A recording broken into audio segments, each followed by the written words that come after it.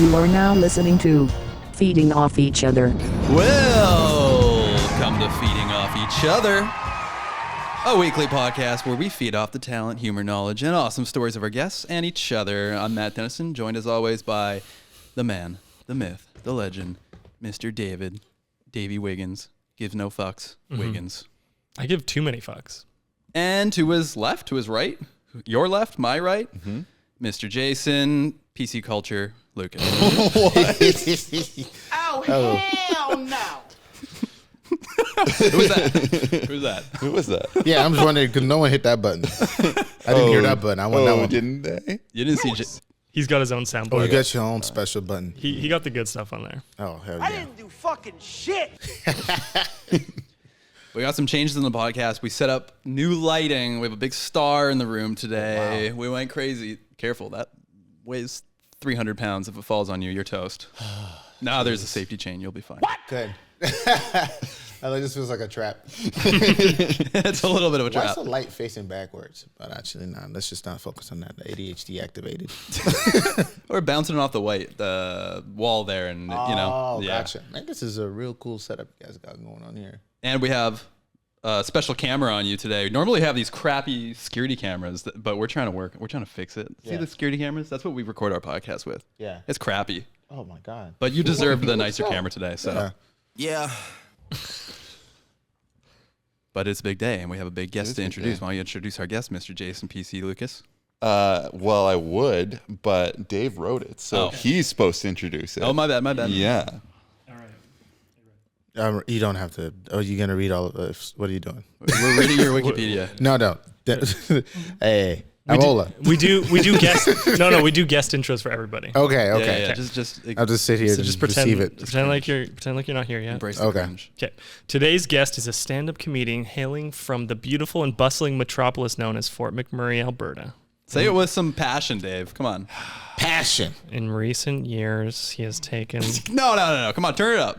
In recent years, he has taken just the louder. Canadian comedy scene by storm, competing in such talent competitions as SiriusXM Top Comic, the new wave of stand-up, and was a semi-finalist in Canada's Got Talent. He now makes Vancouver home and can be seen performing all around town. Ladies and gentlemen, fasten your funny bone. It's Ola Dada. Yeah. I've fastened it. Woo! It's fastened. That's me. Sorry, man. I want to hit the crickets for a second. No. We had to hit you with the intro. Sorry. Thank you. Appreciate it.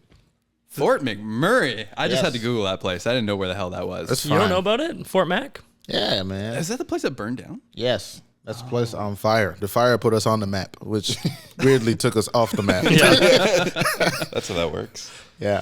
Dang. So what brought you there? You were 10 years old when you moved from Yeah. Nigeria to Fort McMurray. Yeah, my dad got a job and then didn't know what the job location looked like. The money was too good to be true. We said yes. We showed up. We're like, all right, this is not what we planned for. Is your dad a yes man like yourself? Yeah, my dad's an action man. You know, like I call him action man because my dad, if you run him a plan, he's like, sure, let's do it, and then just figure it out later. I think I kind of got it from my dad. My mom's kind of like, so what's the logistic of this plan? My dad starts a bunch of businesses, and thank goodness they work out. But he kind of like just figures this out as it goes along. Which is kind of why I kind of started stand-up. It was one of those things where I wasn't like, oh, I need to be a stand-up comedian one day. I just kind of said yes, and then it just happened. What was that job that your dad couldn't say no to?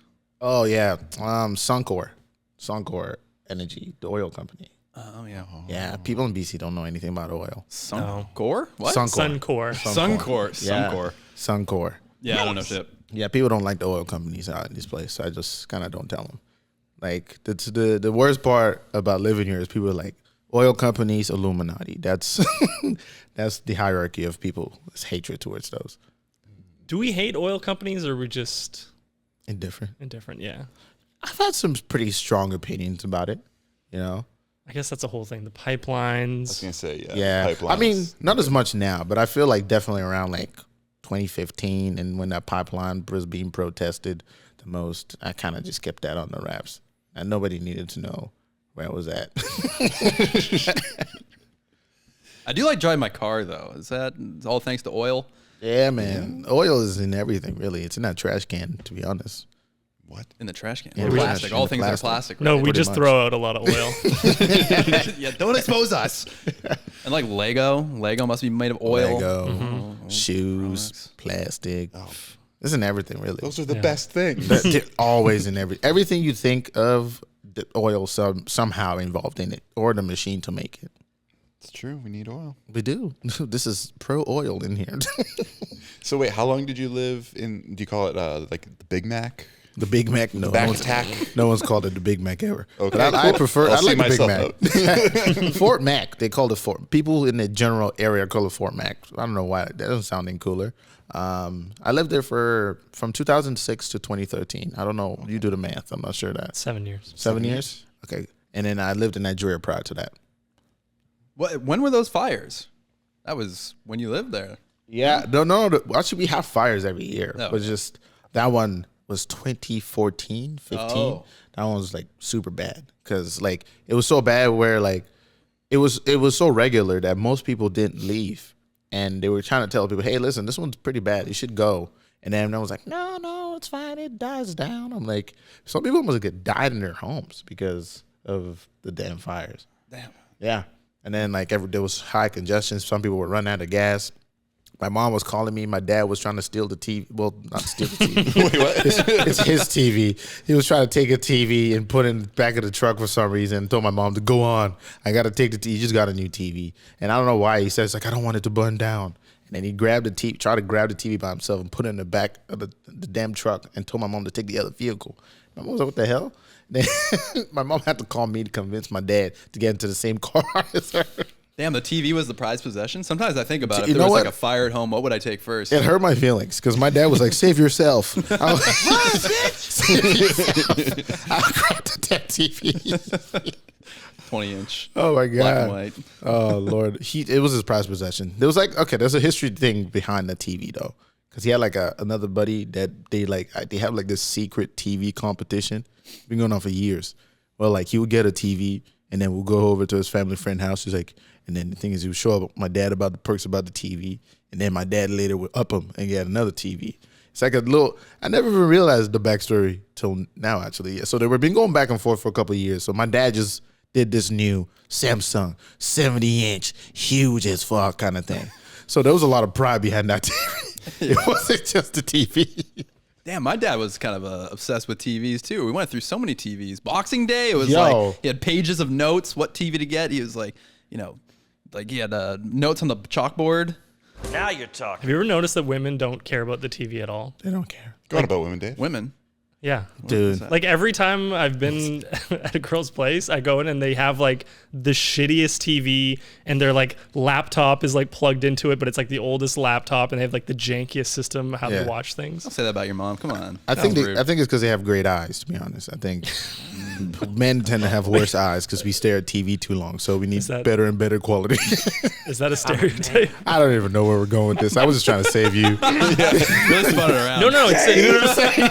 You know, I'm out here doing PR for you. no. It's like it's almost a positive stereotype because they also have like books that they read. Like they have other priorities, Oh shit! you know.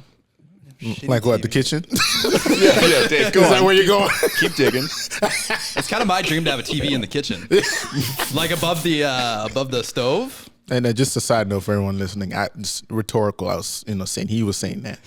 Just, I don't know, That was man. a soundboard. Yeah. Oh, perfect. Yeah. sorry, wrong Oh, side. yeah, I was forgot supposed to be you have- laughter. right, I was like, That did I worked. press It worked. So guys, your house is burning. Yeah. What are you taking first? Ooh, that's a Have you ever good thought question. about this? I have a box of like all my kind of like memories and photos and accomplishments kind of thing, but like who cares? Kind of Yeah. like let it burn. Like I don't like if maybe it would be my hard drives for all the footage because that's like my Yeah. work. Yeah. But now it's here. It's not at work, so I don't know. Oh, okay. I mean, it's not at home. Man, I don't know. I think I would take a bike and the dog. Well, dogs live inanimate object. Dude, a bike would be so hard to like move with in panic. Definitely. Like, you ever try to take your bike out of your fucking front of the house? Like, your door frame? Yeah. Like, even when I'm not in a hurry, it's like a problem. There's like so many chips on my wood frame and like the walls going into, it's bad. Unless you have a garage, then you just like, but even like that garage door to get into the big garage is, I don't know, doors and door frames don't work for some reason. Sorry, bikes and door frames don't work. No, they're not meant. No, it's like square peg, round hole situation. So big surprise. Jason takes the bike. Yeah, I'm taking Dave, the bike. what are you taking? There's nothing that I really need. You just let it all burn? Yeah, I don't know. I take like a laptop, I guess. That's a free man. Damn, you Take kind of the a laptop. top G, man. This guy's like, I'm gonna live off the land. I Cool do guys don't look at explosions. I do have like I made like an earthquake bag a couple of years ago. Of course, you got one. Already. Yeah. Any man that says I'm just gonna leave is already ready. Yeah, if the fire burns down your house, you're taking the earthquake bag just in case, right? And there's Yeah, an you- earthquake Wait. moments later. I don't know. Why earthquake? Not even think about it. That's a different situation. Why what? Like, it's a fire, but then why is it an earthquake? I don't know. Maybe there's stuff in there that would be helpful. Maybe take a raft in case a tsunami comes and we gotta, I got paddle like- to safety. I got like, food bars in there. I got cash in there. I got clothes. You got cash? Yeah. You're not gonna be able to buy anything in the new world. If there's an earthquake, yeah. There's an earthquake, everything's gonna explode and be in the ground and underwater. What kind of earthquake are you talking about? Like, The big ones. Exploding. it's like big the one. whole earth is shaking. I remember just like in school, I think we talked about this, like part of growing up in Richmond, because it's Oh, don't you say that. I live in Richmond. Oh, Uh-oh. you're a Richmond boy. we grew up. Damn, We did I grow up. live there now. Okay, well, I don't know if you know, it's underwater already. What? It's below sea I level. can tell you this, I'm not in water. Because there's a dike around Richmond that keeps Yeah. the water out. What's her name? No, Oh, not that jeez. guy. It's a Jeez. wall higher than. Yeah, it's about 7 feet tall. If it starts shaking, if you shake Richmond, the water will come up through the ground through a process called liquefaction, and Oh, it will shit. sink. So it's like a reverse cup. Yes, indeed. It's like usually water's inside the cup, but now the cup is on the inside and the water's on the outside. Exactly. Yes, That's crazy. I didn't know I lived in a cup. You do? You live in a cup? I live in a damn cup. You sound insane. But yeah. So anyway, Not to instill any fear in you. Not to instill When you any go fear. home and I'll just can't get a sleep. raft. I'll get a raft when I get that's home. good. I get an earthquake bag to get me ready. the bag won't help you. When we were growing up, part of the learning process of elementary school, how to deal with emergencies, they were showing us all these videos of like other cities that had this happen, and so like the fear of liquefaction was burned into our brains growing up. Yeah, I had nightmares about that shit. Yeah, same. So like liquefaction is when the earth starts to shake and then water just seeps in. It turns the foundation into just like soup. So everything just kind of topples over and nothing's the same ever again. Everything's just like, ooh. Yeah. Oh my gosh. Yeah, but they would do the earthquake drills, and you'd have to jump under the desks, and there would be like a siren or something going, like an alarm, and then you're just waiting, counting to 60 as an entire classroom, counting to 60, all grabbing the legs of your table.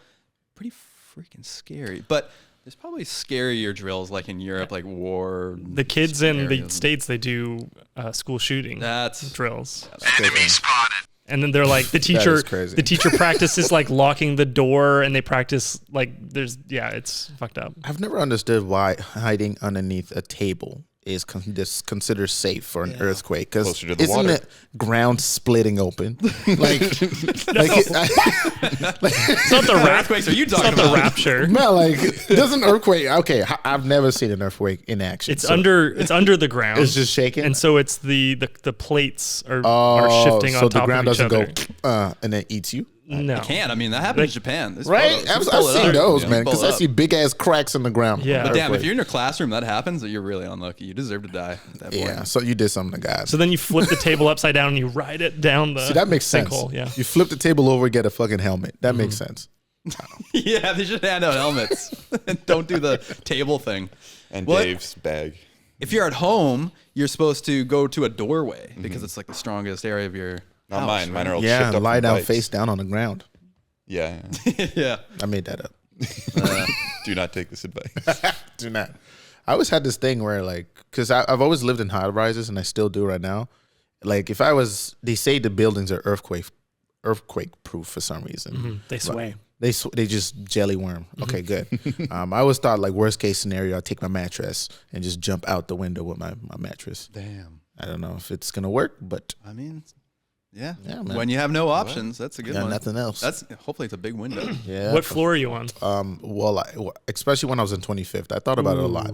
25th floor, I don't think I'm gonna survive that. No. But at least I could take a nap on the way down. Now I'm on 12, so I might be able to survive that. Maybe. Yeah. Damn, I don't know. I wouldn't do that drill. No. This is if I had to. Yeah. I lived on like a 10th floor, and there was a tree right outside my window, and I always thought about jumping to the that's good. tree and then kind of That's so shimmying good. down. And if you film it, you can make like a Jackass style segment, monetize it too. Have you seen those videos of guys? It's like kind of like a new version of parkour, but they like jump onto poles and slide down them and stuff. Strippers? Yeah, yeah. And there's just cash flying in the air. Yeah, I've seen that. Wait. So like this? Is it in India or something? It's like a sport. No, No, I saw something else then. the ones I've seen are more America looking. Are they like guys without shirts on? I don't know. They dancing lots of oil. Yeah. I think that was Magic Mike XXL. Actually. Yeah. Channing Tatum was there. I'm a man. You know what? It's actually pretty impressive considering how much oil they have on their body. How do they climb those poles? That's true. Like, have you ever tried to open a jar with something? I just put lotion on my hand. I can't open up a jar, let alone climb a pole with oil on my fingers. Oh, good for you guys. Is there a lot of pole dancing in the male strip world though? I feel don't like it's know. I more just like assumed there was oil grinding on the involved. ground and stuff. Yeah, it looked like a sexy worm. Yeah, well, most worms are. I don't have much experience. Oh, I Mr. don't know. Tough Guy over No here. opinion over here. But those Chippendale advertisements in Las Vegas, they're very intriguing. Very popular show. That's what she said. Kind of a similar thing, isn't it? It might be more fun because there's more women at the show. Mm-hmm. You know? Genius. Yeah, but I don't know if they're there for you at all. I'm You know, sure they're preoccupied. they get all riled up and they That's have such a funny. make a bad decision. We got to bring someone in the job. On We the could be that podcast. mistake. Yeah, man. reference. That's such a funny approach to bring her home. I'm like, yo, there's gonna be a lot of chicks there, man. It's think like going to a gay club. You know, Kind and of. then all the girls are disarmed. Wrong. I don't know, man. I feel like I'm sounding Where are really you getting all creepy your and information from? None of these are You're things. like, when those women finally leave the kitchen and head to those gay clubs, I'm gonna nab them. What you do is whoa. you take them out on a boat alone. Howdly dood each other, nation. You love the show, you love the pod, you love the boys. Well, why don't you support us by purchasing some of our merch on mahalamaidu.com. That's right, Matthew. We've got the finest selection of t-shirts, stickers, and hats you've ever seen. Plus, we even have feeding off each other sticker packs so that you can proudly show off your love for the show on a mug, laptop, your dog, your mom, whatever. And as a special gift to you, our beloved Chuthers, we're offering 10% off your next order with the code FEEDING. That's right, head to mahalamaidude.com and use code FEEDING for 10% off your next order. And now, Back to the pod. Canada's Got Talent. That's pretty cool. That must have been a pretty sweet experience for you. Semi-finalist, too. Congrats on Yes, that. thank you, man. It was pretty cool, man. I can't lie to you. It was an amazing experience. It was like really stressful, to be honest, because I had to do a tight 3-minute set. It was so tight, you know. Like, well, honestly, like it was super stressful because again with stand up, okay, it's just stand up, and I had to like follow a 40-team dance crew Yeah. with flames flowing up.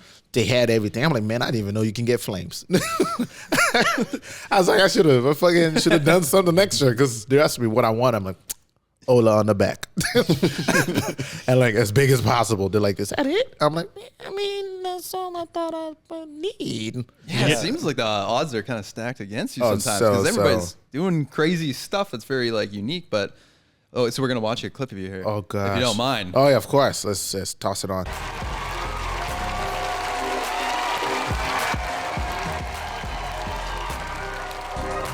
Wow, man. This year has been really tough on all of us, yo. So I try to do my This best is to weird. make This is myself really happy weird. and everyone around me. This is why I wear t-shirts this bright. Do you know how hard it is to be sad looking in the mirror wearing a t-shirt this bright? How many times you watched people to this? look at me and be like, oh my God, I've what actually a ray of never watched sunshine. it. For real? I watched I had like a viewing party for it, but I was kind of like moving around. Oh, nice. I find it really hard to like watch my stuff. For sure. So let's do it for 3 full minutes. I don't know. Like for a lot of comics, they don't enjoy doing this part. It'd be pretty crazy, but like, yeah, it's me. Just like I go home, yeah, let's watch me. Yeah. Well, that's what we say about the podcast too. We're like, we don't know whether we should watch it back or not because you got to break it down, but then you don't want to watch it. It's hard. You got to watch it for like, better purposes. But this was like the final product. So it's weird because I tend to not watch the final product of things.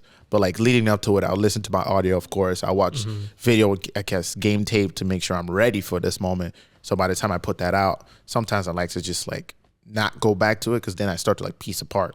Like, oh, okay, because I want to be able to enjoy that experience. I'm like, okay, that was dope. That was amazing. And when I started watching this stuff, sometimes I'm like, oh, I messed up here. I forgot that. But then no one really notices that, but obviously except for me. Right. But They just cut to your family? yeah, they cut to my family. They flew my family in. I didn't know they were going to be there. Oh, nice. They surprised the hell out of me. And I think they wanted like some like sad cry Yeah. moment. But I'm a very inside-ish person. So if I get shocked, like you're not going to know. But in my inside, it's just like I walked into a room and I was just like, and that's all I gave them. They thought I was gonna like fall and then break down, and they're like, okay, maybe this is not the emotional connection we want. Quick, get the earthquake in here. Are those plane tickets refundable or? This guy didn't cry. We wanted him to cry. But yeah, it was honestly amazing, man. There were so many cool people in the back. There were like some people who had like a dog circus or whatever. I don't even know what it is, but these dogs were the most trained, polite dogs I've ever seen in my life. They dogs. Yeah, they were cool as hell. They wouldn't even make it noise. Shake your hand. They shake your hand. They do like walk on their paws, and they do a whole bunch of tricks. And then I'm like, and give it up for Ola Dada. I'm like, How do you like? You said you had a tight 3. yeah. How do you design that tight 3? Like, are you trying to hit the judges? Are you trying to hit the audience? A mixture of both? I'm trying to hit everybody, to be honest. Game of stand-up comedy is to make sure as many as possible laugh in the room. But I guess like at least with the audition, at least I had the I guess a little bit of extra time to get to speak to the judges. So I had a little bit of jabs and opportunity to make them laugh before I actually technically started my set. The semifinals was a bit different because I didn't have that. So I basically had to just come out backstage gunswinging because the audition, they got to ask me questions. So at least they get to see my personality. That made it a little bit easier. And that was like more like 6 minutes. But then to come out straight from the back, which is hot mic, let's go, and that was a bit more tough to maneuver. Can you even see the audience up there? Like, Nah, man. Yeah, you have no idea what's like happening. that stage was so big. Like the first time I walked out, I put my hand up and I was like, geez, I am still walking. Because there was a dot you have to get to. There was a spot, there was a perfect spot, the center. And I was like, I remember that first walk and I'm just, geez, this is the longest walk. And I'm like, because I usually would just do one wave, but I've never had to do like, never had to do more than like 2. What do I do with my arms? What do I do with my arms? And I think my legs and my shoes I just got too. So like they were so grippy on that floor and I was terrified. Like during like sound check, I like squeaked a little bit because I didn't raise my feet high enough. And like it almost took me out. I'm just like in the back of my mind, I'm like, raise your legs, raise your fucking legs. Because it was so grippy on the floor. There was so many things that was running through my head before I got to that dot. I'm like, jeez, man. And when you get to that dot, are the judges directly in front of you? They're like, I say like 15 feet away. It looks a lot closer, but there was like a huge gap in between there. So like, this is like the first time in stand-up comedy where like people were so far, but there was just so many of them. It was a weird experience. It was almost like a new way of doing stand-up, really. Because usually with stand-up comedy, it's always like close, tight, and ready to go. From different clubs and theaters I've been in, it's very like right there. You can feed off the energy. The heat is there. Feed off each other. Yeah. Feeding off each other. But this was just, I was almost like on an island of my own. So like definitely made it a bit more like tense. But man, that green room, whoo, the energy back there was so tense. Oh, really? So tense. People just pacing back and forth. But Squeaking shoes. Squeaking Dogs shoes. everywhere. Dogs were actually the most like put together thing in the room, to be honest. They have no idea what's happening. They have no idea. Just chilling, dog just barking and people stretching, magicians doing or whatever in the back. I'll never forget when I first arrived at the competition, and this random magician guy came, sat beside me. He's like, hey, it's like almost like felt like this kind of jail scene. When you first arrive in the prison, you have seen the movies, and they have this guy come up trying to give you advice, that kind of situation. I pulled up. I don't know how he knew it was my first time. And he's like, hey, man, just to let you know, if you want to, you should probably take pictures, just, because you never know if you're going to come here and just be able to remember the moment. And I'm like, yeah, that makes sense. I should take some pictures, right? I didn't even get started on taking pictures yet. Seconds in, like one of the directors comes out and is like, hey, please refrain from taking any photos. He was trying to sabotage you. Yes, dude. And I looked, he was sitting right beside me. And I looked him dead in the eyes. And he was like, well, obviously I meant not to get caught. I'm like, what? You should have led with that. He releases like a smoke thing and disappears. And after the whole competition, after that, he started being like my buddy. I'm like, please, buddy, like we're not doing this. You just flat out lied to me. You just met me. I don't even know who you are. You never will. It's mysterious. Oh God, I don't even want to get into it. But the guy was really weird.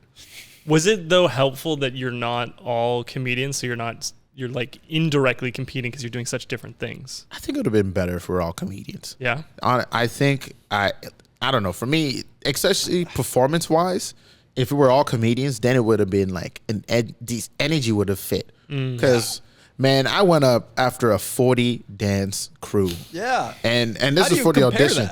I'm glad I made it through because that energy switch is insane. There's confetti everywhere, doing backflips, and then they just cleared off because I watched them run off the stage like fucking minions. And then I strolled through, just me, and like, ooh. That is super impressive that you can make it to the semifinals, but it's just yourself. Because how do you compare like the dancing dogs or the flamethrower guy or the magician? Like, how do you compare? You can't make like. Well, at least the judges, they're comedians. You got Lily Singh. Yeah, Howie. Who's it? I don't know the other guy though. Jason. No. Our Cardinal official. Oh. Yeah, he was in the semifinal. Sorry, he was in the audition and then the finals. He wasn't in the semis. That reason, I don't know why. But I mean, actually, I forgot to tell you guys this. Out of all the people I met, my favorite was he was in the competition and his thing was whips. It's freaking whips. Whips. That's so funny. We were watching Do you know Kill Tony? No. I know Kill Tony, but I haven't watched. There was a circus performer, and his thing was cracking whips. You'd juggle 3 whips, or you would crack whips. Yeah, man. And this guy was doing the exact same thing, Really? except he had like a rose from far away, and he was just like, got it. I'm like, all right, man. You're obviously not gonna make it to the semifinals. I don't know, but I talked to him. I wish this aired. This was one of the funniest things I think that happened the entire competition for me. We're backstage, and before he pulled out his whip, I didn't know what he was doing. I knew him in the green room already, so we already had this kind of rapport. We didn't even ask each other what we're doing, just like chatting where we're from. And then we get to the back, leading to go out for our performances. And then this is like the first time I see like. Because the whole time I don't know where he had it, but I just thought it was drumsticks for some reason, just the way it was set up. And then he kind of pulled it out and then did this. And then I'm like, whoa. I'm like, buddy, what is that? He's like, well, I can't remember what he called it, but he's like, I do whips. I'm like, oh shit. I'm like, how does one even get into this? The camera's like right there. I have like they had like B-roll camera stuff in the back, and he's like, oh yeah, it's been passed down from family, from generations to generation. I'm like, is that so? He's a third generation whipper. Yeah, I'm like, is that Christ. so? And he's like saying it without even like cluing in, and then he's like, oh no, I mean like cattle. I'm like, I would fucking hope so. Wait, hold up. Oh my God, it was so funny. I was laughing so hard, and his face just went beet red. And I'm like, hey man, it's all good, man. I feel like it's one of those hobbies that you probably should have let go a while ago. That is insane. So who won? This lady from Montreal. She sings very well. Isn't it like always a singer that wins this competition? I mean, You might be thinking of American Idol. Well, I've always wondered, like, it just becomes American Idol at some point. It feels like. Yeah, pretty much. I feel like there should be no singers. I feel like they should have subcategories. Yeah, because that'd be cool. they've had. I've seen like the Got Talent brand do like extremes because they have some people who do like crazy magic stuff, so they had their own section for that.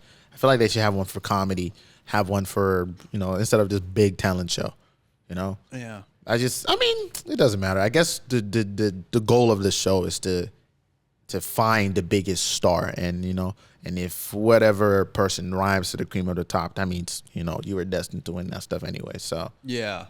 Yeah, I guess no matter what you do, you kind of, if you do have that star power, it shouldn't matter. Yeah, it shouldn't matter. Even Whip Guy. You know what, Whip Guy, we can all agree he was not going to make it. Honestly, I don't know, I have no facts behind this, but I feel like sometimes they say yes to some people just so they can say no in public. Yes. Yeah. 100%. Which is crazy. For sure. Because whoever was like Whip Guy, there's no way that he was going to make it to the finals. Yeah. Remember like William Hung from American Idol? Yeah. Well, what do you do? He was the... She bangs. She Yeah, bangs. it's like the Chinese guy, and he Hold just up. was super bad at singing. And Oh, they jeez. just bring him on to roast him. That's messed up, man. Yeah. But then he became like, I don't know, just as famous as Kelly Clarkson. Was it the same season? Season one? Yeah, I don't know. It was pretty early early, early yeah. days. Yeah. Early Season days. 1 or 2. Just honestly, I don't even blame like the Got Talent brand for bringing those kind of guys on. I blame the people around this individual. Like, how do you let him get this far into what he's doing and not tell him this shit is weird? Like, who? Like, someone. My friend told me he got selected for Canada's Got Talent to throw whips around. My first conversation with him on the gate, Brad, I don't think that's a good look. It's a whip intervention. I don't want to win. I don't want you to be winning the best whipper in town. Now I kind of want to see this whipping guy. I don't know. I want to see Yeah, what man. that It is. was- How much can you like vary it? From Dude, performance his intro, because everybody has that like walk through, like your walk process of stand up. They had like my B-roll of doing stand up comedy. I watched his. His was just like he didn't even say his inspiration was Indiana Jones. Like, his shit was just weird, man. Nice guy though, great guy. Great guy. Come on the Great pod if guy. you're listening. Yeah, man, great dude. I hope you're still whipping out there.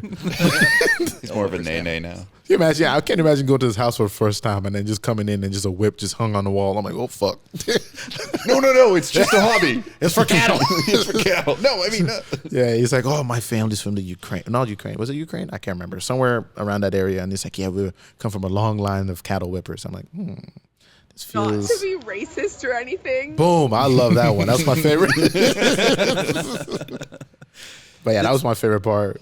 So did you get to interact with the judges at all? Not too much, actually. I got a chance to like just, passively say what's up, but like nothing like, hey, what's good? We didn't like bond or anything like that. Well, you But, can't touch him, so. Yeah. Give it a try. Yeah. Oh yeah. Well, you got to interact on stage, I guess. Yeah. Off stage, like very, like how I only saw Howie off stage, and then and it was like at a distance. It wasn't like anything like intimate or hey man, great job or whatever. And how would you describe your relationship with the judges on stage? On stage, I thought it was pretty good. I think we had a pretty good rapport. On stage, and yeah, I thought it was pretty fun. They were very honest in the way they gave their judgment. Even with the semifinals, and I felt like I went with a different set that I wanted to, and I wasn't really happy with the set that I wanted to do. But I wasn't sure of how to like maneuver or what was going to cater to the audience in a certain way. So their feedback was honest, and I thought they were pretty accurate in how they delivered what they needed to say. So, was this like the season finale that you were on? No. There was a semifinal, Okay. and then the judges could save 4 individuals out of I believe 9 or 18. I can't remember clearly. 18 or 9. Because on my day there was 9 people. 2 people got saved. So I guess the 7, so 14 people, yes, had to like go into the pool of voting. But then that voting system was skewed to loose, because then you have dancers that have 40 people on the team, where I'm just like, yo, I at the moment I didn't get the saving from the judges. I'm like, yeah, I can't make this, because there was like 2 dance groups. I'm like, nah, this is not gonna happen. Yeah, that's so voting meaning like anyone in the world. Yeah, anyone in the world, yeah. and you have to collect votes, and then the top, I think, won in. So there was 7-7, so 2 got saved. So there was 2 days that the semifinals happened. Only 18 people made semifinals. Judges saved 2, and then 1 more person from each person would win out of the voting pool. Seems like if you're a team of 40, you have a better chance. Yeah, 40 man. friends. Just at 40 least. friends, 40 moms, Multiplied, yeah. 40 dads. Yeah, exactly. The reach is just so crazy. So I was just like, man, this has been a great. Like, my only chance is if someone caught COVID and couldn't make it. You're just coughing on everyone. I was just like, oh, please. Yeah, I'm just playing. I want to see 40 comedians on stage. Oh, dude, that's funny. God. That is funny. We actually did see a duo for the first time. We went to the Comedy Store, Brooke and I, and I'd never seen a duo before. Like, just like playing off each other and like doing one set cohesively. I'd never seen that. Yeah, I've seen that a couple of times, man. It's pretty cool when people like, you know, have you seen? I can't remember their name, but it's these twins. They're black and they just kind of do sets together. Nah, it's just terrible. I can't remember their names off the top of my head, but they're very funny. That requires so much work and so much chemistry. It's not like Key and Peele, is it? They don't. No, they not don't Key and understand Peele. it, They're not do they? twins. They're not I don't- twins. Oh, twins. Oh, yeah, they're very much not twins. I took a swing. I used to run this show called Shake and Bake. I used to co-host with my buddy. Kenny and Keith? Give me a second. Lucas? Oh yeah, that's them. Oh, that's yeah, them. yeah. That's them. That's them. Yeah, I know Yeah, these yeah, guys. See, this is yeah. why men get bigger TVs because we can't see shit. I almost put my glasses on. Yeah, that's them. They're really, really funny. They're in 22 Jump Street, I believe. Yeah. Yes. Oh. Yeah. So stand up right now for you. Is that all you do? Yeah, that's all I do, man. I was full time, I think a couple years now, actually. I was working at TD for a little bit, and then shortly working at TD, I found that I think I want to do stand up full time because it was I don't know, it just felt like it felt right, you know. And then I found I was like I learned the business side to stand up, and then I was like, oh no, this is for sure doable. It's one of those things where like you don't think it could happen till you actually get into stand up and understand that there's a lot of money to be made in stand up comedy.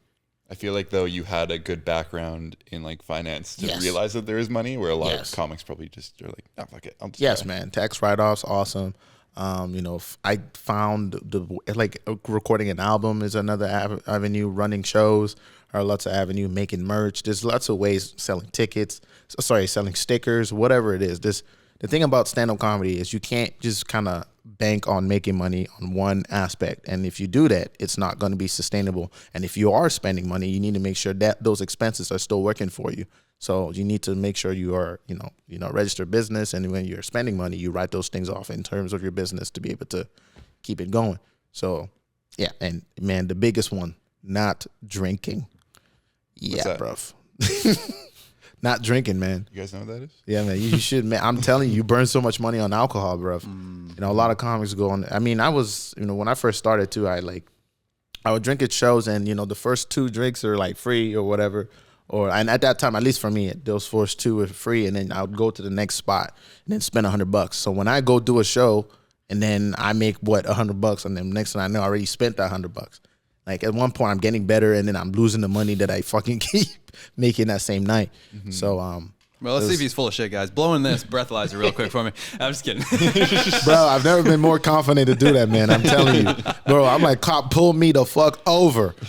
I am so sober I'm right so now. sober, it would piss you off. I'm like, piss test clean. Have you ever had a drink of alcohol? Oh yeah. Okay. I used to drink a lot, man. I used to drink more than I probably should.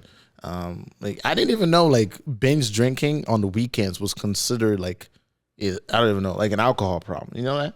Because I thought drinking every day, that's an alcohol. Like, because they do the way I knew it growing up is if you drink every day, you're an alcoholic. But if like I didn't know it was like the weekdays you're off, but then on the weekend you binge drink. That's also quite as bad.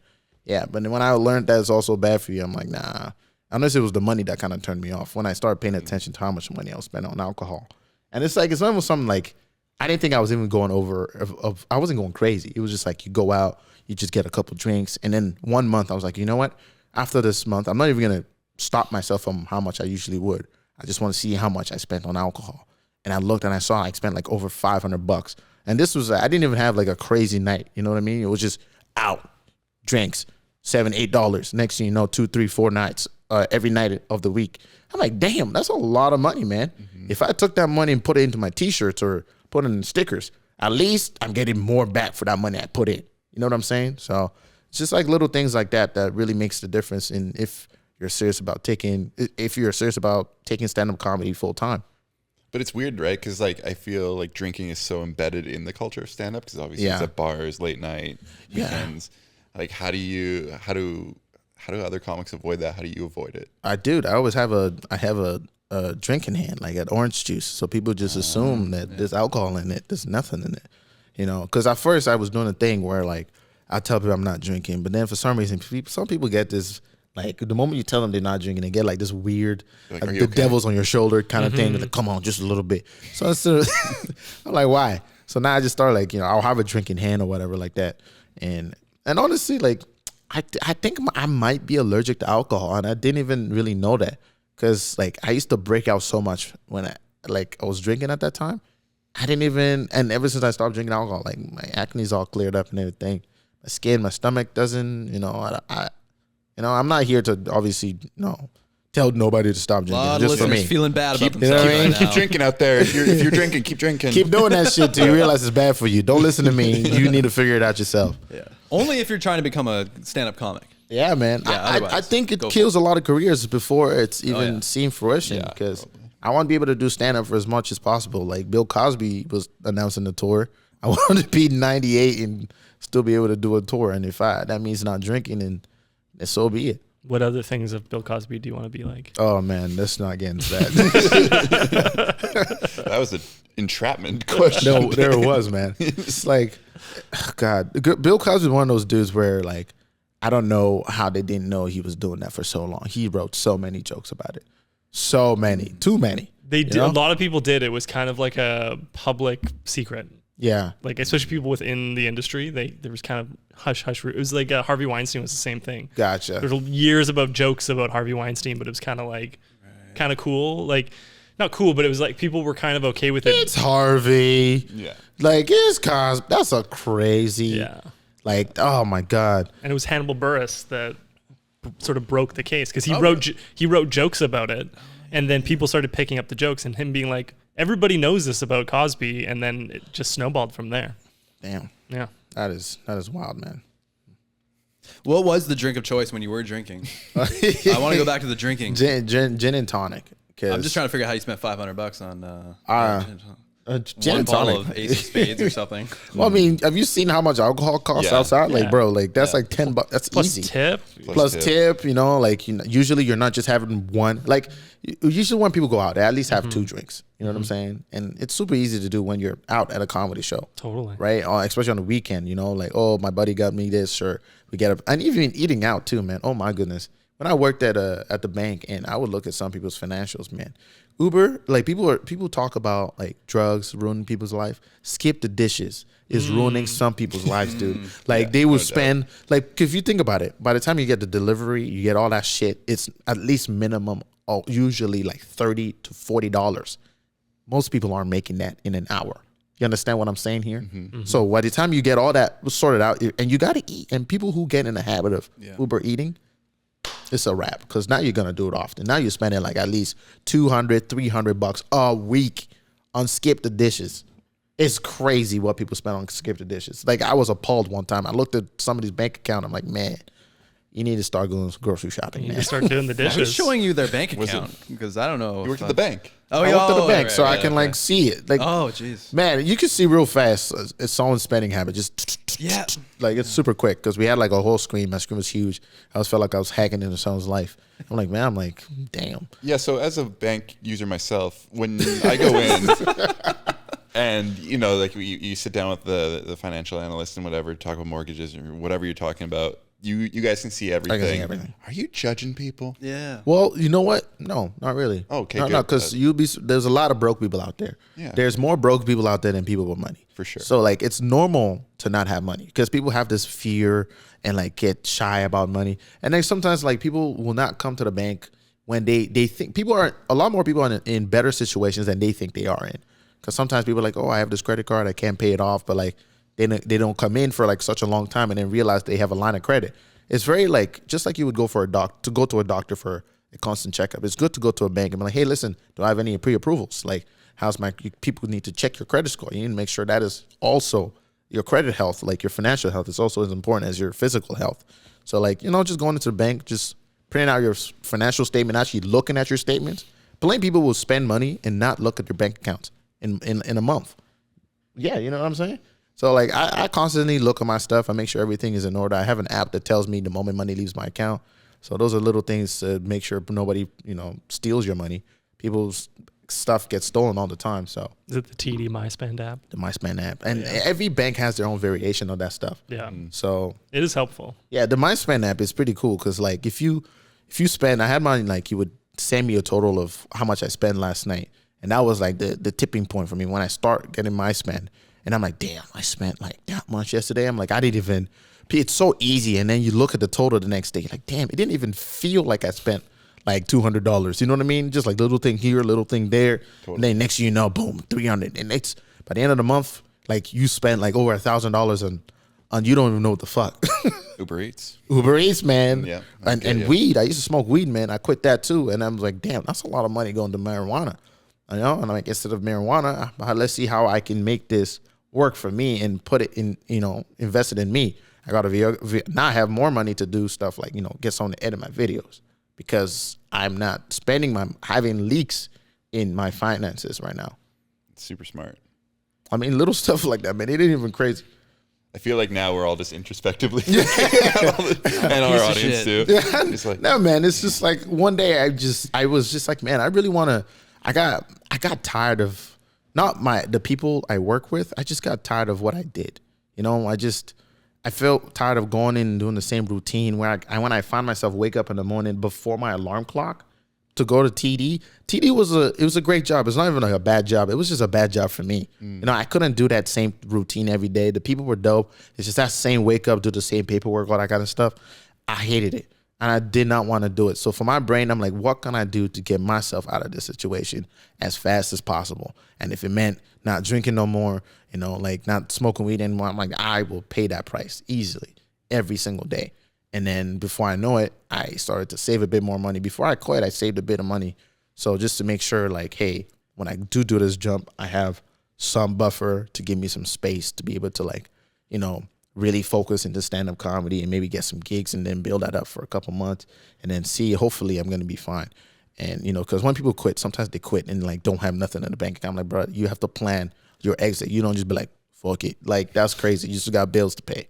But yeah, for me, I planned my exit. And then when I did that, I had a couple months and then I started focusing on like getting clientele for myself because I had to like do cold calls at TD anyways.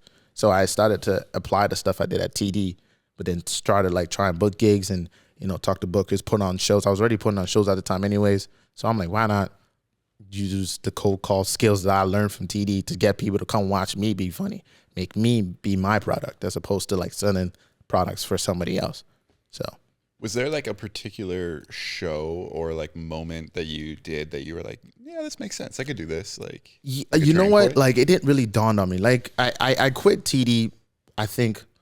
I don't even know if I'm not supposed to sit down there. I quit the bank. Believe that. Well, are we bleeping that? Yeah, let's bleep that because they made me sign some shit. People don't forget. Yeah, man. I left TD.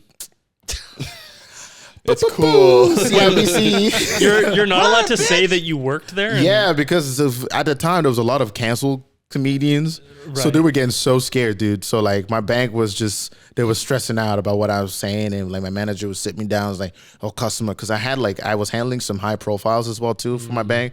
So they were like, okay, like this is confidential, blah, blah, blah. You can't, but anyways, I've spoken too much about it. Tell us more. But I'd stayed at TD longer than I should have because I was so scared to make that jump in the first place. I was still working at TD. I was still working at Shut up! You know what I'm saying? I'm the worst, man. If I ever got in trouble, I'm the kind of motherfucker that needs a lawyer. I was working at this place.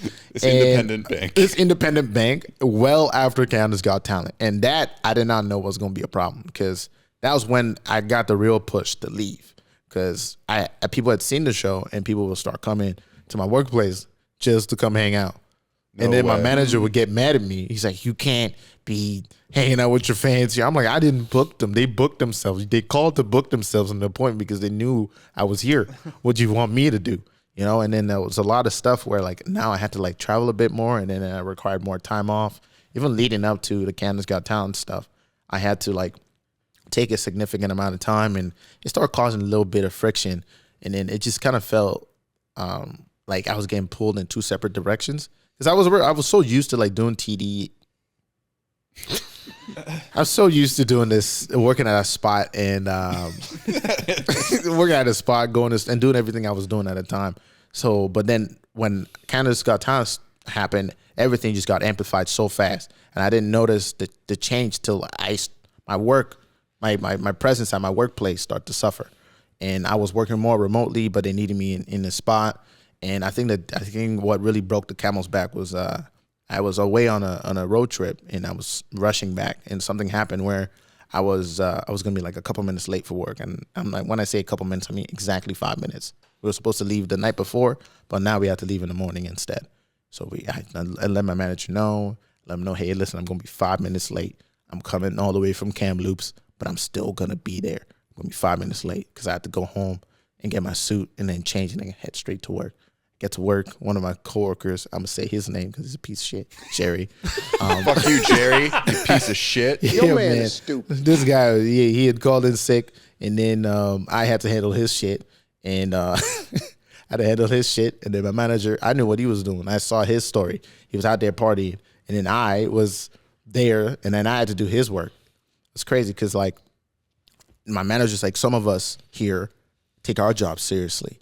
And that rubbed me the wrong way because I just spent like so much mileage in my brain to make sure I was here on time for you. I could have just called in sick and just stayed at home. And like, there's nobody even here waiting for me. And then I took that bullshit paperwork. I wasn't even late for my work. I was late for someone else's job. Jerry. And you put it in my hands to go do it. And I was going to go do it. And as I'm going to the printer, somebody walked in and was like, wow, you really do work at a bank. And that hurt, like that rubbed me in such a wrong way where I'm just like, what the hell am I even doing here, man? Am I here taking bullshit from this guy? And this guy just said that shit. I went over to the printer and I started doing my faxing or whatever. And I'm like, man, I'm done. And I just grabbed that paperwork, went straight back to my manager. I was like, hey, man, I'm done. He's like, is this your 2 weeks? I'm like, nah, man, I'm done right now, man. I just literally put the paperwork right there and a laptop, and I just walked out. But prior to this point, I've thought of many moments where I was going to quit. I was thinking about doing it 2 weeks in. But then like that day, I was just like, bro, I'm exhausted. I just went and had the best time on the road. Like I just did like a whole theater in Kamloops, and now I'm just coming back and having this guy busting my balls because I'm 5 minutes late. I'm like, okay, granted, I understand being late is never okay. But as an employee, I would at least hope a manager would see how much an employee cares about his job. I cared about my job. I wasn't late every day. It wasn't like I was late every single day. 5 minutes, whatever. Like he sat there and said so much stuff. And I'm just like, yo, I don't need this. Sick. It's a baller move. Yeah, man. Thank you. Flip a desk on the way. Flip the desk, man. If anybody who feels like you hate your spot, leave. Don't leave right away. Plan your exit. Plan. Yeah, I was already planning before this. I just didn't know where I was going to hit that button. Yeah. Because I was already saving. I was planning on giving them 2 weeks, but then all of that happened. And I was like, you know what? I don't even need. What's the point of giving you 2 weeks? I'm not going to come back here anyways. I don't want to ever have to be in this space. I don't need your reference letter. Yeah, man, for sure. So was that how long ago was that? That was about like 3 years now, 3 years now. So full time, what's it been like? What's the scene in Vancouver like as a full time? Because we've talked to a few comedians on the show, and I think all of them still kind of work a job to financially support themselves. Yeah, man, it's tough in Vancouver because it's a very small scene, and to make this work, you have to travel a lot. At least I travel quite a bit, and it's one of those things where like in any place where you're hoping to gain some sort of, at least build some sort of wealth for yourself, you need to find a way to make it passive income where you're making income without having to be there. So again, nugget, find a way to, record and monetize your stuff. That for me was, part of the big game changers for me, being able to record my album and have it out of plan, go stream that shit. Yeah, that stuff was good for me. And like, waking up every day and, being organized is very important because now it's on me. So if I wake up at 2 p.m. and do nothing all day, that's on me. I got bills to pay, man. Like I travel a lot. I, make connections. I keep creating content to market myself online, to create, different avenues. Obviously like support from my friends. My friends book me sometimes and, getting that, honestly, just doing tours and stuff like that, over time you just build your clientele list, just like with everything else. Like you guys know me now through the scene. You have more and more connections. Making connections with people is kind of what kind of keeps me afloat. So just travel, connect, baby. That's awesome. Are you headed back to Kamloops on part of the tour? Or? Yes. Yeah. It's called B Senior Tour. We're going to Kamloops. We're going to a bunch of other spots that I cannot remember. Salmon Arm, Revelstoke, Castlegar. Exactly. Cranbrook, maybe? I love that you know exactly where I'm going, and I have no idea. Impressive. He's going to every show. Yeah, man. Yeah, You're I'll gonna be come? Yeah. I wonder, what's the, like, you've played in these small towns in BC. What's the difference between playing in, like, a Salmon Arm versus, like, a Vancouver? Different crowd. It's different crowd. Salmon Arm is more fun. Yeah, I was going to say. Yeah, man. Salmon Arm is more fun. I mean, I kind of like try to steer away from the more fun. It's just like, I guess it's easier in places like that because in Vancouver, you got to maneuver how you say things a little bit. Again, I don't even know how to say it because I don't know. I think I've just been conditioned to say that. Like, I don't really change the way I speak regardless of where I'm at. Vancouver, Vancouver's just Vancouver. Sometimes There's a stigma here. There's a stigma here, but I don't think it's honestly that bad because, again, for my content, I'm not overtly going around saying nothing crazy. So, like, I don't tend to have more of an issue in X places versus Vancouver. I think the only difference I would say in Vancouver is people tend to laugh a bit more reserved in Vancouver, where I'll see people laugh and be like, then like cover their mouth with some shit, which is weird. Like, it's like people are shy to laugh outwardly, and then because even sometimes I'll do a show and I'm like, oh man, I didn't do that well, and I get outside and these guys would tell me those are the greatest thing I've ever seen in my life. I'm like, well, you guys didn't make me feel that way. Yeah, I feel like people are sometimes almost like checking the rest of the audience to see if it's like okay to laugh. Yeah, people are very aware of themselves. Yeah. Yeah, it's scary out there. Yes, everywhere else is just kind of like let loose, and they kind of I guess it's more fun in that way because people are just a lot more like relaxed, I would say, because sometimes you can almost feel like a tenseness in a Vancouver room because sometimes I walk in a room in a show in Vancouver and no one is talking.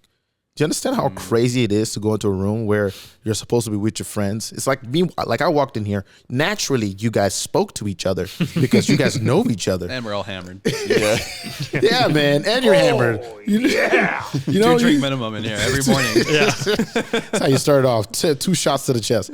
Take your medicine. Yeah, man. This is just weird to walk into some room and just dead silent. And I'm not talking like there's only 10 people here. I'm saying like there's a lot of people and just like whispers. Like, It's got to be brutal. Well, it's somewhere like a Castlegar. Like, how many shows do they have a year?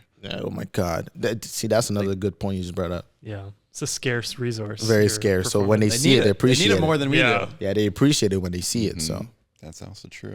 Have you gone back to Alberta at all? oh, plenty. Yeah. I have my family there, so I try to visit as much as I can. I'm going to be there in October. If you're listening, come to my show October 7th to the 18th. Where? I can't say where yet. Okay. Yeah. Alberta. That's it. Alberta. Stay tuned. Follow me on TD Showtime.data. And hey, no, CIBC Bank. CIBC. Yeah, CIBC. We saw you spent some time in Philippines. Your wife's Filipino. Yes, she is. I've been to Philippines 3 times now. Curious where you went. We went to El Nido, Palawan, and then Palawan, El Nido, and then we went to Manila, and then we were in Kapampangan. All of the spots amazing, super friendly, super dope. The people in the Philippines have adopted me as one of their own. They love my content. They're hospitable people, right? Just so much good food, hospitable. Yes, you got it. Thanks. I don't speak Italian. Yeah, but super fun place. I love to spend time there. The food is great. The traffic is a fucking nightmare. Dude, like I do not understand how they drive. Yeah, they're just on the horn the whole time. No, but they speak horn.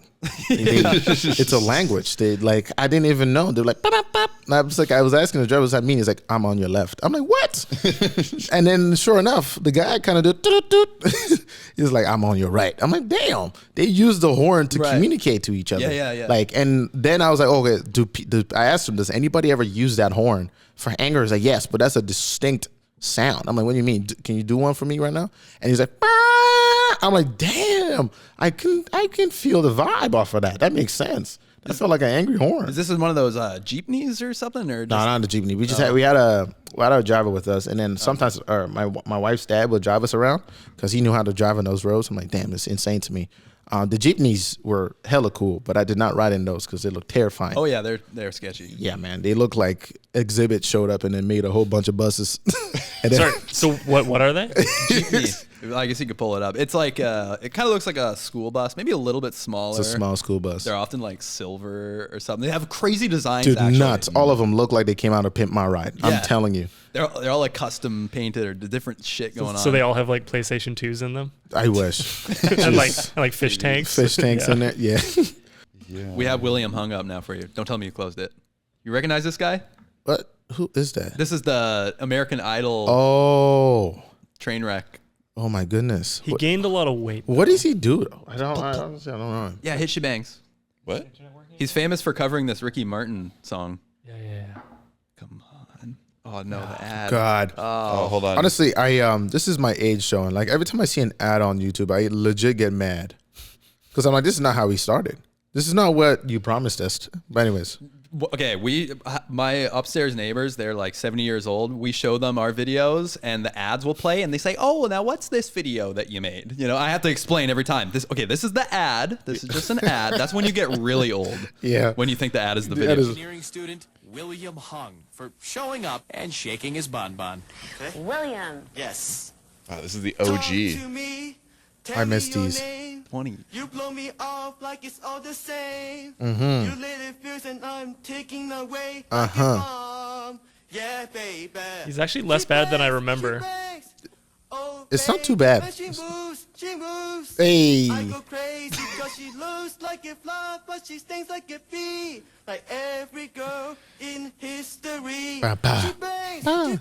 Yeah. I'm wasted by the way Thank you. See, I miss when people could just be an asshole. He can't. Like, the fact that Simon Cowell has not been canceled for none of this shit he's been saying to people is wild to me. Like, how did Where's he? been?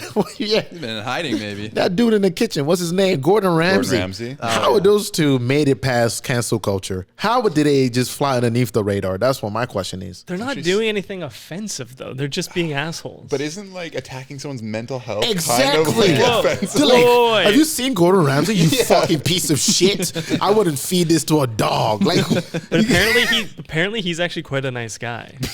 that's just wild to me. There's so much evidence. I think it's very performative. Oh my God. I don't believe that. Yeah, I don't know about that either. I don't feel know like he's about worked that. in those kitchens, those French kitchens for so long. Yeah. I think there's also part of it where there are people who are like, well, that's just the kitchen culture. It's just the And kitchen you're culture? And you're like, well, that's not good. Why can't we just get the stand-up culture? What's stand-up culture? Yeah, you get canceled. Oh, yeah. No, I'm just playing. I don't know, man. This is just there's so much kind of different kind of humor. So I don't even think you can even really have a culture. Yeah. In terms of like, I guess, styles and what Yeah. you say and what you talk about. God, she bangs. I miss the people like William Hung because he went on there because he was like, I'm a great singer and I want to show the world, not like I want 1 million followers from this because I know I'm gonna blow up because it Yeah. was before that time. Yeah. And now I feel like maybe even like Whip Guy, he's like, well, I'm gonna like, I'm a great performer. cake off this. I wish I talked to him a bit more to see what his goals were in life. Oh, you're coming around. Yeah. I just want to know, like, what did you think? Like, was he gonna open up a theater one day and just go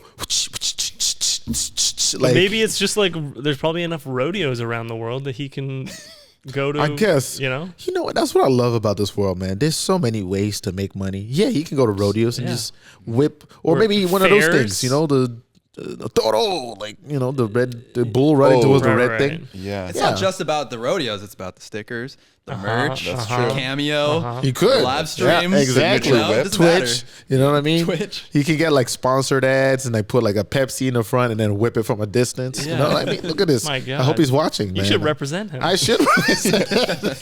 That's crazy. Whip him into shape. Oh shit! Shit. Yeah, man. It's only cattles, man. True. Guys, should we play a game? We could play a game. I think we can play a game. Sure, We didn't talk about Africa at all, though. We were going to ask some questions about Nigeria. of course. We could. Do we have a quick couple questions? Yeah, okay. Or should we play it after the game? Do it after the game. Do it after the game? Okay. Let's do it after the game. This Sure. is really smooth and set up, so don't worry, guys. I got it. All right. Well, let's play a game. It's that time again, folks. Time to play This or That. The game where you choose between two radically different options. Either this or that. Are you ready? Yes. Okay. I didn't know he asked me. Yeah, he did. Oh, the Sorry. music is awfully quiet this Yeah, time around. normally I go in hot, but this time I went quiet. All right. Interesting. Hold on. Question 1. Corn on the cob or corn off the cob? Corn on the cob. Popcorn or cop porn? What? Popcorn or cop porn? Cop porn? Yeah. Like cop porn? What is that? Cop? Like Yeah. police porn. Police porn. Oh, cop porn. Yeah. Okay, popcorn. Yeah. Correct. Corn or the band Corn? We didn't even ask him about the corn thing. Makes no sense. Corn. Perfect. Fiance or Beyonce? Fiance. Early mornings or late So nights? when you say my fiance, you talking about my wife or Yeah. Beyonce? Oh yeah, fiance. Yeah. Early mornings or late nights? Late nights. Pee a marble or poop a baseball? Poop a baseball. Lose your phone or lose your wallet? Wallet. R. Kelly or Chris Brown? Chris Brown. Tipping or no tipping on takeout? Depends the job. Depends on the what? Sorry, it depends on the food. Dick-sized nipples or nipple-sized dick? Oh man.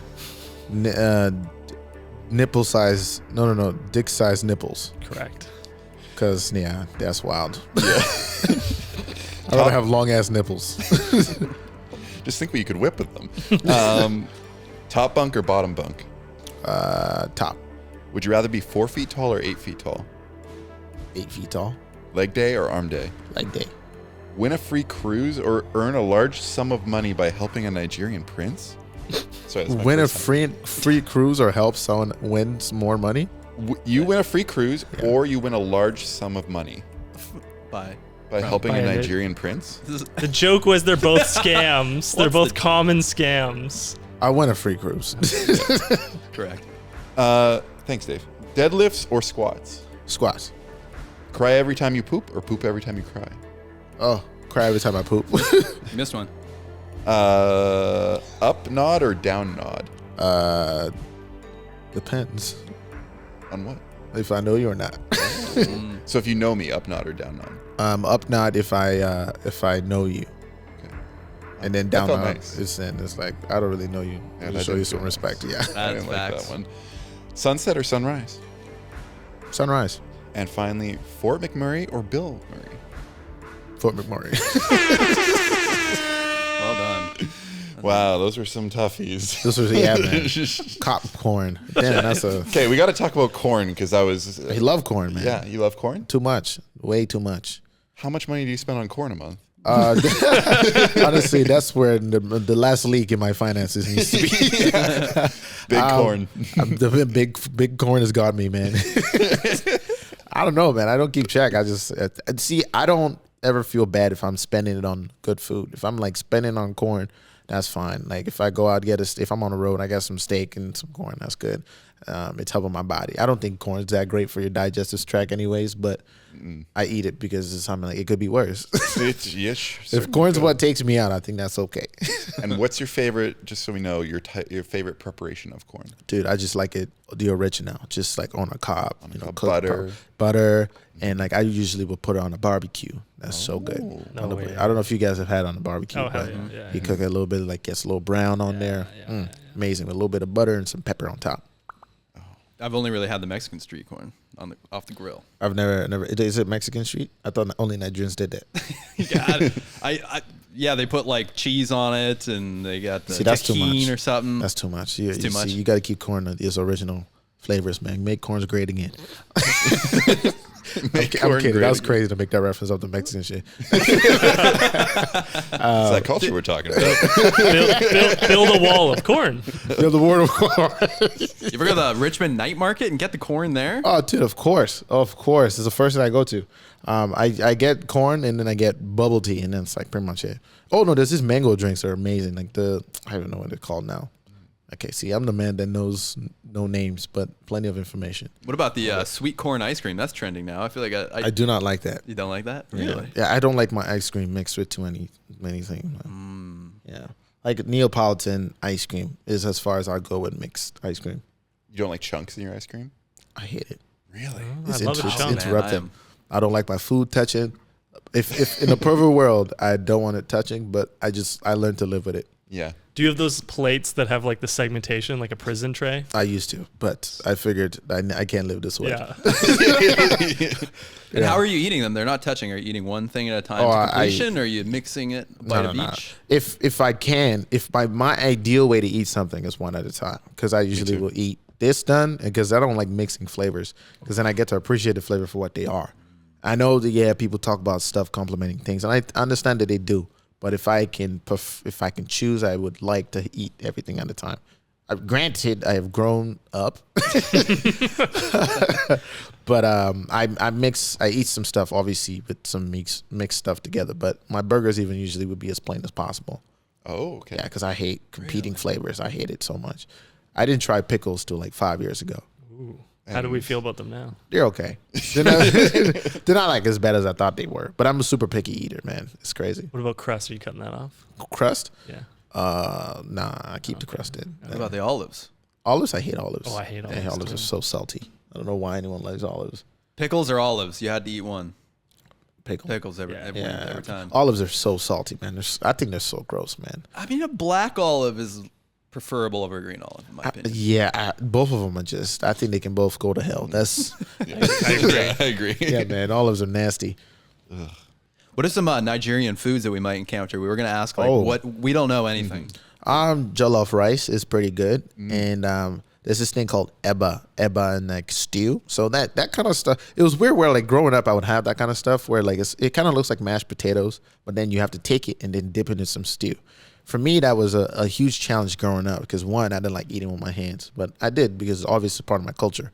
Not gonna lie, I used a fork. I'm just saying that. I used a fork, and my friends used to roast me all the time. But then there was just so many things that was mixed in there that it visually used to like make me not want to eat it, but it tasted amazing. So I guess it helped me get over my issues with separations of food and whatnot. Is there anywhere good in Vancouver to get Nigerian food? Not Vancouver, but Surrey. There's plenty. Not plenty, but like there's two really good spots. Taste of Africa and Alabee's. Okay. You can get pounded yam, and then you can get this thing called eba. You can get fried yam and eggs. There's a bunch of really good Nigerian food that is really bad for your cholesterol, but it tastes amazing. Filipinos do the thing where you eat with your hands. They got the boodle fight. Yeah, those are amazing. The fish and the back to El Nido, we were getting fresh lobsters every day. Oh wow! It was so cheap. It was awesome. And did you eat with your hands? I did not use the fork. No, I kind of like eating with the hands. I don't know, like.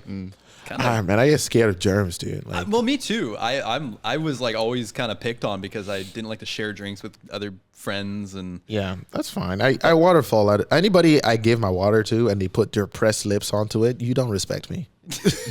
Like I see that, I'm like, you can just have that. You know, there are people you had your drinks to and they just put lips on it. Isn't that crazy? Isn't that insane? Isn't that mad behavior? Or they'll drink it and then like the 10% will be left in the bottom and they're like, you want it? You're like, no, that's mostly finish it, dude. Saliva at that point. Is that true? I want science on that.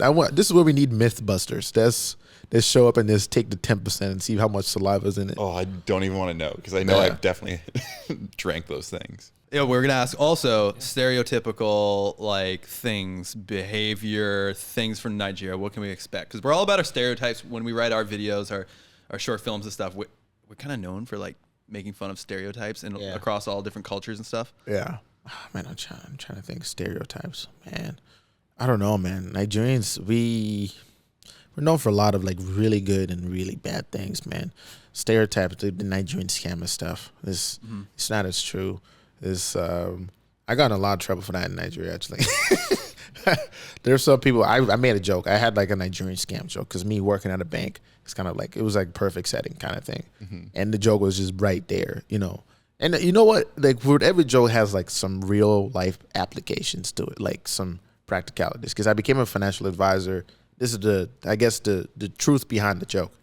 And I literally would send emails to a lot of my clients just to follow up. And I didn't want to like, I didn't want to read too much into it, but obviously my full name is Olawumi, right? And then getting that from TD, and with the subconscious stereotype, people weren't responding back, so I had to in the subject line and kind of explain where I was messaging from. And I felt like I was getting a bit more responses when I would introduce myself a bit more in the subject line as opposed to just putting it in the email. But yeah, I wrote a joke about that and I put it online, and then some people, it went viral in Nigeria, and some half of the audience are like, yeah, this is hilarious. The other half is like, man, you sell out. You're perpetuating the stereotypes that Nigerians are scammers. I'm like, fuck, man.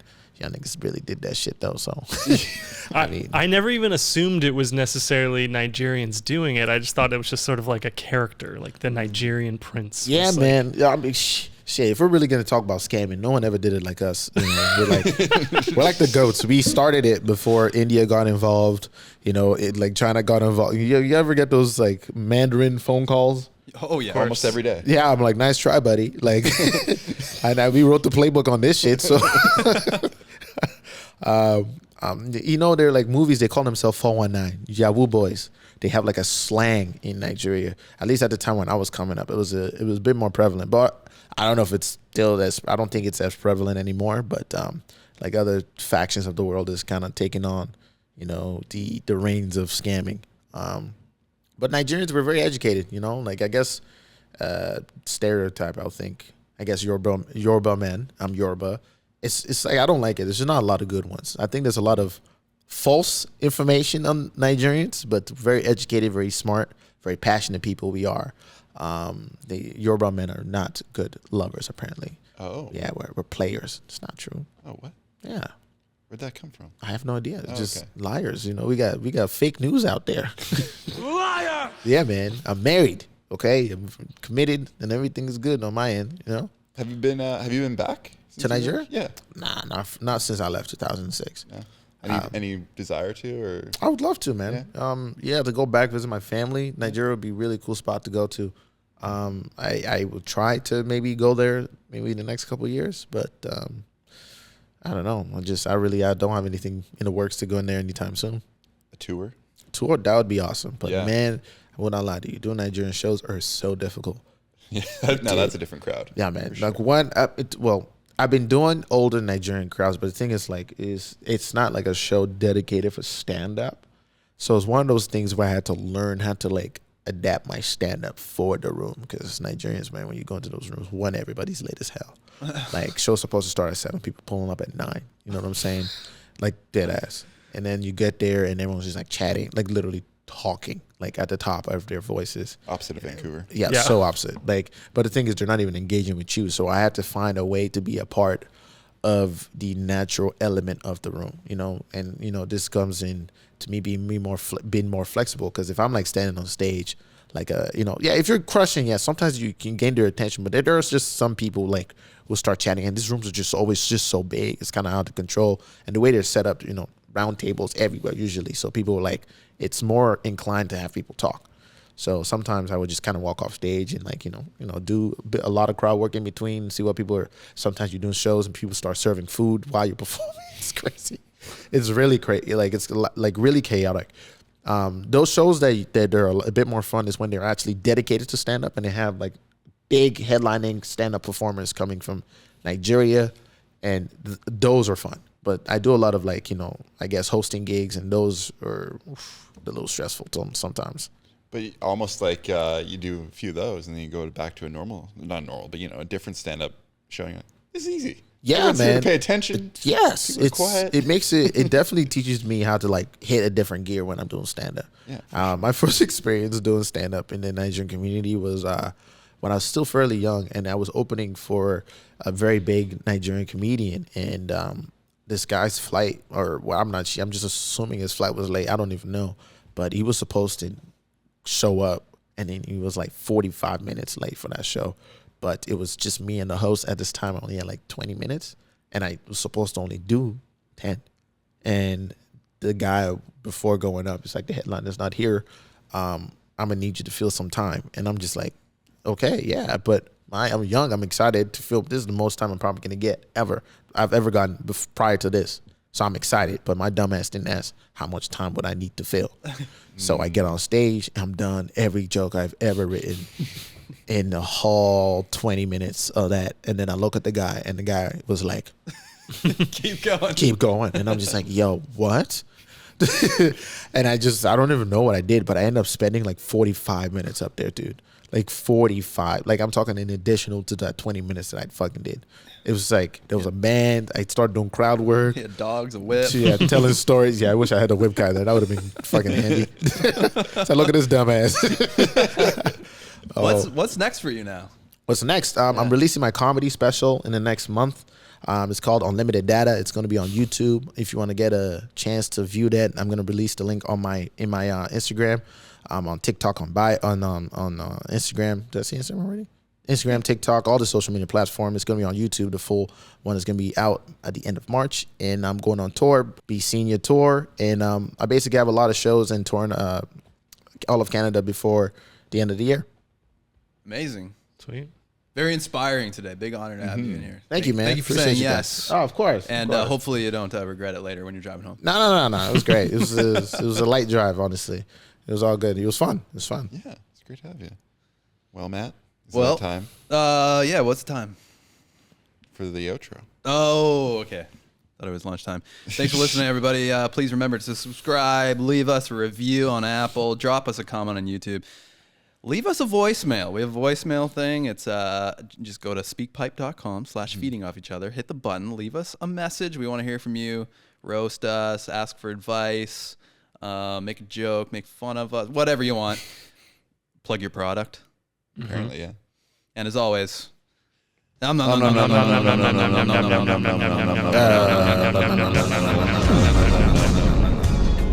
Thank you for listening to Feeding Off Each Other.